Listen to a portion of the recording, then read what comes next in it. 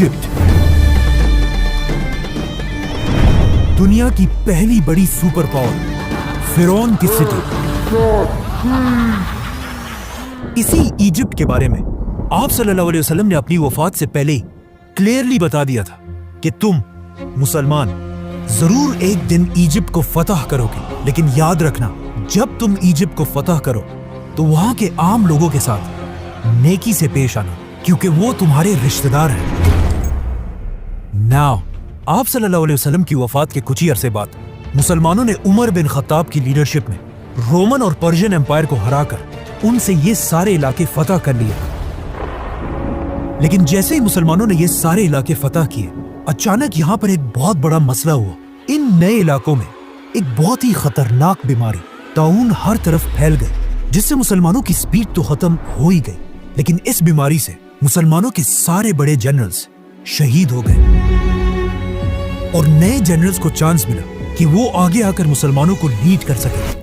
تو اب ان بڑے جنرلز کے شہید ہونے کی وجہ سے حضرت عمر نے ان علاقوں میں نئے جنرلز لگائے اور یہاں پر مسلمانوں کا آرمی چیف عمر بن عاص رضی اللہ تعالیٰ عنہ کو بنایا.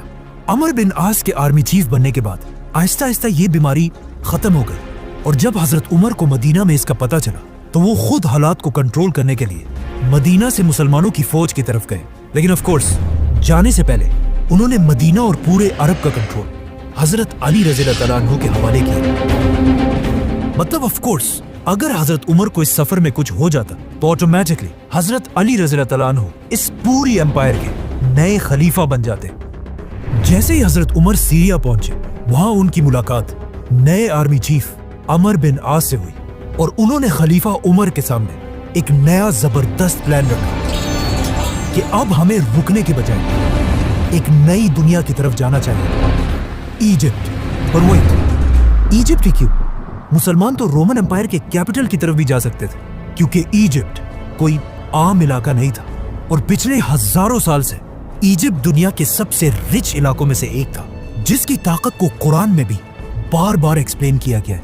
لیکن آخر ایجپٹ اتنا پاورفل بنا کیسے؟ آج سے 5000 سال پہلے دنیا کے حالات کچھ ایسے تھے کہ دنیا کی سب سے امپورٹنٹ چیز صرف ایک ہی تھی, پانی. اور جس کے پاس دنیا میں سب سے زیادہ پانی ہوتا تھا وہی پوری دنیا پر راج کرتا تھا. اینڈ آف کورس اس زمانے سے لے کر آج تک دنیا کی سب سے بڑی ریور ایجپٹ میں ہی تھی, نائل ریور.